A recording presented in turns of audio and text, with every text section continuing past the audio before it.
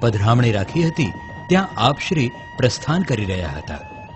ગામની બહાર ભાગોળે તળાવને કિનારે સઘન વનરાજીમાં થઈને આપશ્રીનો રસાલો આગળ વધી રહ્યો હતો. સ્થળ અત્યંત રમણીય અને એકાંતમય હતું. કોઈ જ માનવ વસ્તી નહોતી. એટલામાં શ્રી ગોસાઈજીએ ઘંટાનાદ સાંભળ્યા અને આપશ્રીએ ઘોડાને એડી મારી થોભાવ્યો અને ઘંટાનાદની દિશા તરફ વાળ્યો.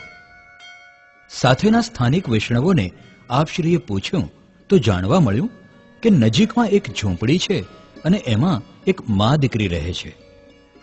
આપે ઘોડાની ગતિ વધારી અને તત્કાળ ઝૂંપડી પાસે પધાર્યા.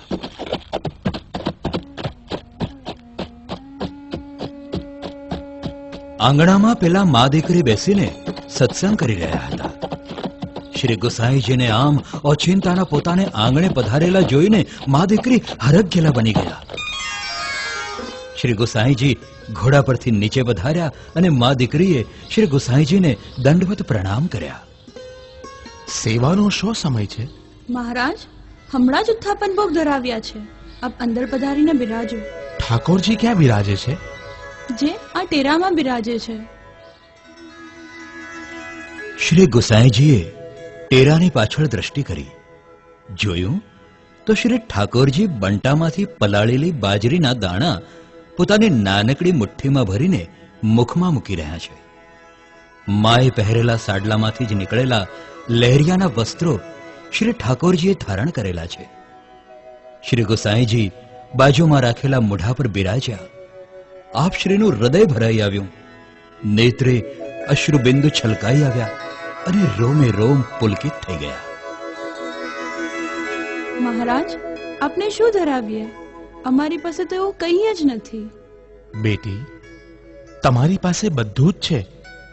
ભોગ સરે એટલે બંટામાંના દાણા લઈ આવજે.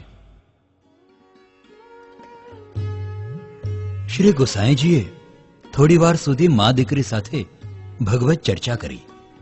સમય થયે માતાએ ભોગ સરાવ્યા અને બાજરીનો પ્રસાદ કટોરીમાં ભરી લાવીને શ્રી ગોસાઈજીના શ્રીહસ્તમાં મૂક્યો. ત્યારે શ્રી ગોસાઈજીએ સાથે આવેલા સ્થાનિક વૈષ્ણવોને પૂછ્યું, વૈષ્ણવો, તમારે આ મા દીકરી સાથે વ્યવહાર છે? ના કૃપાનાથ, અમારે આમની સાથે કોઈ જ સંબંધ નથી. ઠાકોરજીની સેવા કરતા તો આવડતી નથી. પહેલા આ લોકો ગામમાં રહેતા હતા. અમને ખબર છે કે તેઓ ઠાકોરજીને એકનું એક વસ્ત્ર ધરાવે છે અને ભૂખ્યા રાખે છે. પણ અમારે તો આમની સાથે સંબંધ છે. જુઓ, આ ઉત્થાપન ભોગ અમે પ્રસાદી રૂપે ગ્રહણ કરીએ છીએ.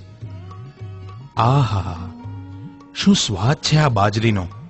વાહ, ધન્ય છે.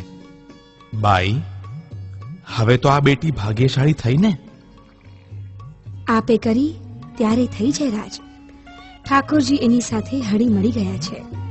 શ્રી હરિ તો પ્રેમ શુદ્ધિત છે. એમને જેટલો પ્રેમ આપશો એટલી એમને ક્ષુધા વધુ લાગશે અને તમારામય થઈ જશે. કલ્યાણ થાઓ બંનેનું.